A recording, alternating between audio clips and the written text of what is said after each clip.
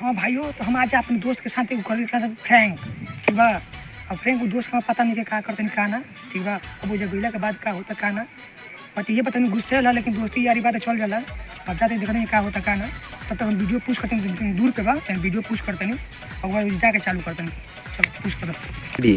हाँ तो गाइस, हम अपने दोस्त के पास आ चुके हैं और थोड़ा वीडियो उसके साथ घुमाना। हाँ अब इधर लाओ, इधर लाओ।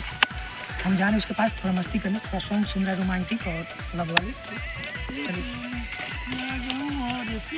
दिल लगा तो लली अरे भाई कहाँ हो भाई, तो सॉन्ग फोन कर। अरे भाई ठीक बा कहाँ रहा था इस बार? हमारे तो दिखते नहीं किस तू तो। तीन किस लोग हम तो लोग तो रोजिना वॉलीबॉल खेला लेते, कहाँ रहते पता नहीं कि चलो। अच्छा तो मास्टर हो गए बड़े। हाँ तो हिले बोल मैंने। संगतिया का भुला गए बड़े घरे। हाँ भाई लेकिन ना यार, बाकी कुछ बात पूछी भाई। बोल ना भाई, एकदम तोरा बुरा तो ना मर बनू। अरे बुरा का मानम भाई, तोरा खाती तो बोल ना, अभी टी शर्ट खोल देता नहीं। अच्छी बताओ, सुअर के मुंह देखला जतरा खराब हो लगा।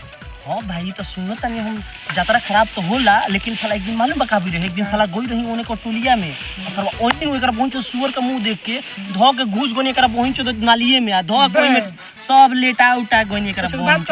हां बोल ना भाई। बुरा ना मनबे ना मानम भाई, बोल ना। पक्का नु।